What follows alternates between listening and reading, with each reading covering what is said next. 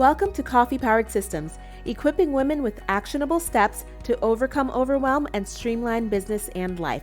So grab your favorite drink and come hang out with me. I'm your host, Miranda Merton. Hi friends, welcome back to Coffee Powered Systems. This is Miranda and it's Friday. Today I'm going to talk to you about your digital backup plan. Do you have a recovery plan in place if something goes wrong, if your computer crashes or your phone falls down the toilet? What are you going to do? Do you have a plan? Scrambling and getting confused, especially in a time when something goes wrong, is not going to be helpful. So this episode is all about planning ahead and basically getting your digital insurance game in order. This is going to be a big, juicy episode, so I want you to go ahead and save this one in your podcast player so you can reference it later. Also, everything that I mention will be down in the show notes, or you can visit mirandamerton.com/18 for all of the links that are mentioned. So don't worry about scrambling to write things down. So let's get right to it. What am I talking about when I say a digital recovery plan? Well, we have insurance for so many things. We have car insurance, health insurance, life insurance. What's going to happen if and in most cases, when something goes wrong? Are you prepared for it? And I don't mean just the big, huge, my computer crashed and I've lost everything and my whole business world is gone. That usually doesn't happen, but we do want to be prepared in case it does happen. But I also want to bring to attention some of the small things that we don't even think about until it goes wrong. And when it already goes wrong, it's already too late, right?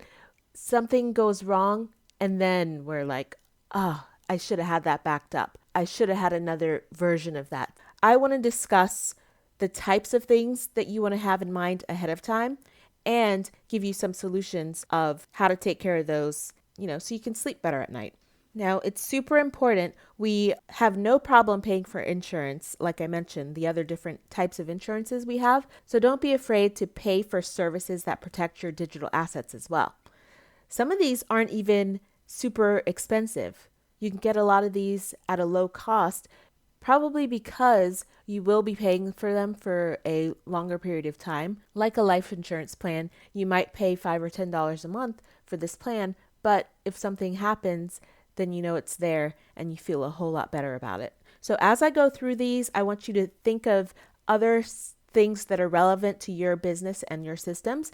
You might have things set up in your business that I don't, or I may discuss something that isn't really relevant to you. So I want you to think about things that you use on a regular basis, on a daily or monthly basis, and how you can really make sure that if something happens, you wouldn't be scrambling in that case. So let's go through some scenarios. First of all, let's talk about how you're getting paid. What if PayPal or Stripe locks your account? That does happen, and I know it happens more often than some of these other things might happen. Or for instance, if you have a large payment, there's some payments that go over a certain amount of money where your payment is locked. Maybe you're expecting that $20,000 to hit your bank account, but it's too much and they're going to flag it so that they can check it for validity. You want to make sure that you have a plan in place for those. Or maybe your account just gets locked. For PayPal and Stripe specifically, I want to encourage you to make sure that you're transferring those payments out on a regular interval. Stripe automatically transfers those payments out on a daily basis. If you receive money through PayPal, make sure you're transferring out when you get it. Or, if you have a membership site, you're constantly getting money in there. So maybe set up some time daily or weekly. That way, if something happens to PayPal or they get hacked, all of your money's in your bank account. It's not locked up. All right, so what about if your website gets hacked? Have you ever thought about security on your website? If your website is just sitting there, open, anybody can walk in, you might be thinking, I'm too small, nobody cares about my website, who's going to find it anyways to be hacking into it? Maybe, but if you leave your website open, that also leaves it available for anyone to go in there, see your information, grab your stuff, which is especially important if you have customers logging into your website. What happens in that case? Do you have somebody protecting the security of your website? In this case, you want to have a website security account like Security or MalCare, and I'll drop those down in the show notes, so don't worry about the spelling for that. But companies like that will monitor your website, keep them safe, keep the malware off, and it doesn't usually cost a lot. It's probably a couple $100 for the whole year, $100 to $200 depending on where you go. For small businesses. If your business is larger, of course, you might pay a little bit more for that. What happens if your website crashes? Along the same lines, you want to be able to have a backup for your website crashing. Backup data methods include backing up in the cloud, using an external hard drive. If you're thinking for your entire website, there are companies like Crashplan or Carbonite that will help you get your website back up. And so you want to go ahead and check those out, have something in place. I have had a website crash before, a full-on website, and I could not get it back working. The whole thing was shot, and I just had to let it go. This was years ago, but you don't want to be in that situation. It's not a good feeling. You want to be able to, if your website crashes or goes down, immediately call your people up and say, hey, something's up with my website. Can you fix it? This is not an area of expertise of most people. So you definitely want to have someone in your corner that you can go to pretty quickly without having to scramble. There's nothing worse than trying to search on the internet to figure out how to fix your crashed computer. All right, let's talk about your email platform. What about if your email platform deletes your contacts? Or, that's probably not as feasible of a situation, but what if you decide you want to transfer some of your contacts over from one list to another? Maybe you have 10 different lists in your backend of your email and you're trying to simplify, so you go ahead and you hit collect all emails and you try to move them over to one giant email list, but instead of transferring, you hit delete and all of your emails are gone. That would be terrible. It's a terrible feeling. Most systems will ask you, are you sure?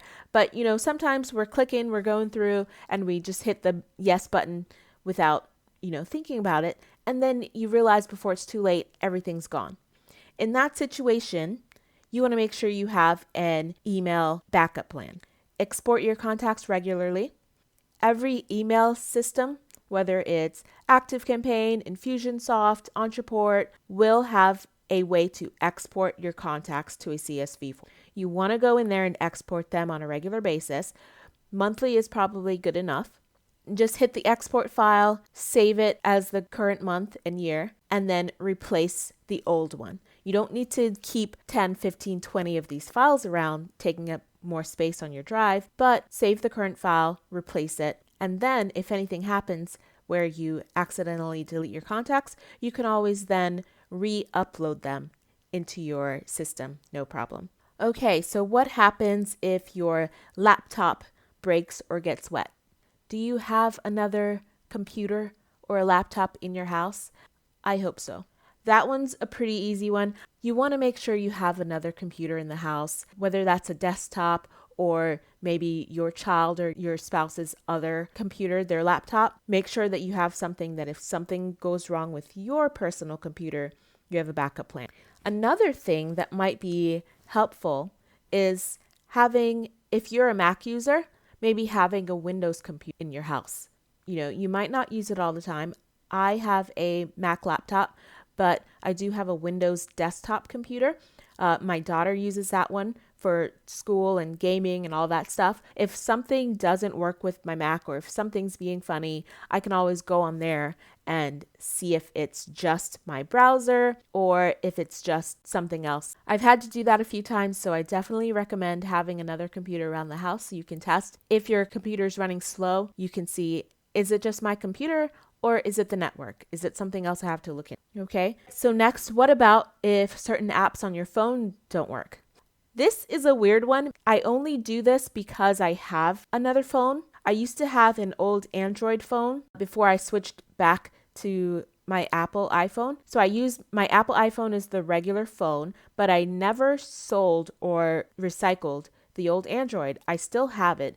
It obviously doesn't have actual service on it. It has emergency service because they all do, but it does have the apps on there. The apps still work as long as it's connected to a Wi-Fi. I bring this one up because I was trying forever to change my Instagram from a personal to a creator or business account.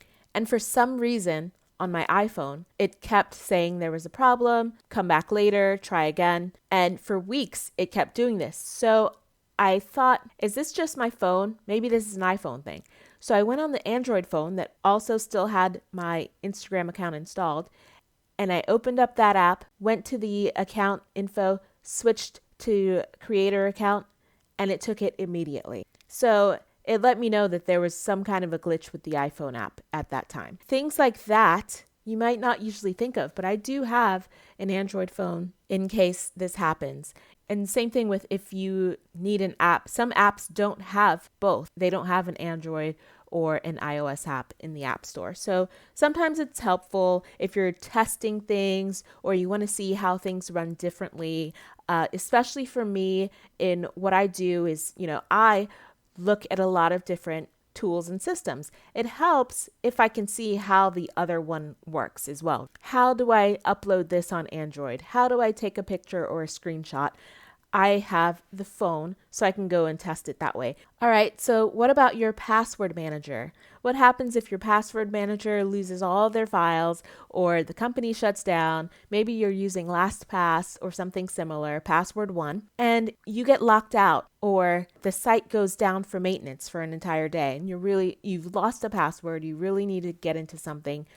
What happens then? You got to wait for that company to re-upload their system and come back online. In that case, you want to have a backup. Again, most of those systems let you download a CSV version of your passwords. If they allow that, go ahead and download that, every month or so, and then you'll have your password list available somewhere. If they don't, or if maybe you have a free version and the downloads are only available on the premium version, make sure you keep another password list somewhere. Maybe it's just a spreadsheet for you. Maybe you have the old school password book.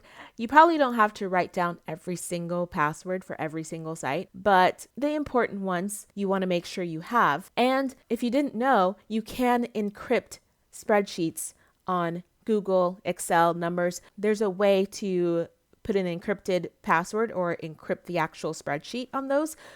Just do a quick search. How do I encrypt my blah, blah, blah spreadsheet, Google spreadsheet, Excel spreadsheet?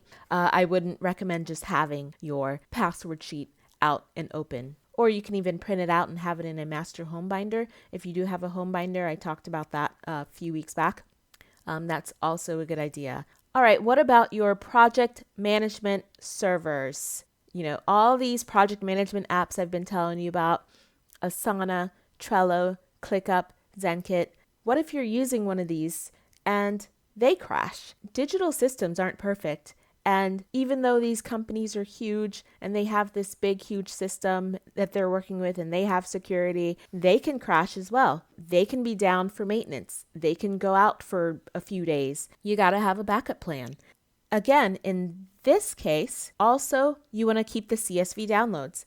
All of these systems will have a way for you to export your information. So go ahead, export it, maybe add it to your once a month checkup list. You probably should be doing a monthly check-in just as your weekly check-in. And I'll do an episode or two later on down the road about what to include in your weekly overview and your monthly overview. You just want to sit down once a week and once a month and do some systems checkups and cleanups. It sounds like it might be a lot, but really each one takes a couple seconds. You log into your account, download the backup, save it. It takes a few seconds and you'll always know where you can find that. Okay, what about if you lose power for a period of time? You're working and the electric company power goes out, or there's a storm that comes through and you really still need to be working and get your job done. First of all, you want to make sure you have a personal hotspot available so that if your Wi-Fi goes out, you can still jump on your personal phone hotspot, at least for the time being, or at least until you can finish what you're working on and maybe get to a Starbucks or a neighbor's house. If it's an area-wide outage, you want to make sure you have a backup battery or something that can keep you working. If you have a battery backup somewhere, like a portable battery charger, that's something you want to check on a monthly basis. There's nothing worse than having a backup battery and then you go to use it and it's dead. So those things you also want to make sure that they're in good working condition. Okay, so those are the major events that I want you to think about over the coming weeks. Do you have something set up to handle things like that? Those are the things that are probably going to take the longest or be the hardest to fix. But here are some other things that I want you to think about as you go through what's special to your business. What kinds of things are you using? Think about social media, for instance. I use an Instagram scheduler. If you use a scheduler for Instagram like Plan or Plannerly or Later, Instagram has actually this last week been doing something with the third-party apps, and so they haven't been working quite correctly. Some of them weren't pulling in all the photos, so you couldn't see the past posted spread layout. They were having trouble logging in. What's your backup plan in those cases? Other than obviously just doing it natively and going directly to the app and posting. If you still wanted to schedule though, do you have a backup plan? Do you have another app that you could use on the free version? I do have a Plan, Plann, and a Planily, Planoly. I do have both of those. In case one goes down or one of them's not working correctly, then I can use the other one, which is what I did. Okay, so if you run ads and your Facebook ad account gets shut down, what are you going to do? You still need to run ads. Make sure you have a backup ad account somewhere that you can run your ads through if need be. On the same lines, what if Facebook or IG goes offline? How are you going to communicate with your people? Make sure you have email systems in place, other social networks or messaging that you can still contact people, or at least your closest and biggest clients. You want to make sure that you have those set up. Something else to think about. Maybe you should have an IT consultant that you can call or be familiar with for system support so that you aren't scrambling to find like Geek Squad or something at the last minute thing goes down. Have someone on call or have someone that you trust, that you know, somebody who works in IT that you used to work with at a company a long time ago and you guys are still good friends and he's really good with systems. Or maybe you just have a retainer IT person, so if something goes wrong, you can call them. Along those lines, know who to call. If your website crashes, you shouldn't call ActiveCampaign. They're not going to be able to help you. You need to call your web host. If something happens with your domain, you need to know who to call in these situations.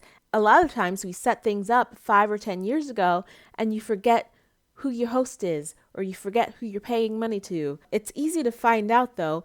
If you don't know who your web host is or who you bought your domain from, you can do a search. There's a website called whoishostingthis.com, or you can also go to hostingchecker.com. I'll drop both of those links down in the show notes. You type your website in, click enter, and it pulls up exactly where it's hosted. So that should give you a quick refresher. Oh yeah, I'm hosted on Bluehost. Go ahead and make that note so that you know if your website does go down or if your hosting seems a little slow or funky, you know exactly who to call and you know how to get in touch with their support team. Be aware if they only do phone calls or if they only do chat. Know those things ahead of time so that you will know how much time you'll be investing in talking to them. Also, you want to have a list of your most important contacts and clients. That's a good idea to have anyways, just in case something happens. What if something happens to you, God forbid, and no one finds out, no one knows? Either have a hard copy of your most important contacts, family members, friends, clients, and make sure someone else outside your home has a copy of that as well. Put it in a family binder. Let someone know where they can find that information in case of an emergency. Those are simple things you want to have backed up anyways. And then lastly, website backup. We talked about this a little bit earlier, but if you make a change to your website and lose a portion of it, or you change a line of code and it goes funky and you can't seem to get that page back to looking at how it was, having a website backup is a great way to quickly remedy that without having to get your hosting provider or anybody on the phone. If you've used a service like Jetpack or a lot of hosting providers do have an option as an add-on to do a website backup like Bluehost. It's usually like $10 or less per month, maybe even a couple bucks. And what it is basically is kind of like a time machine for your website.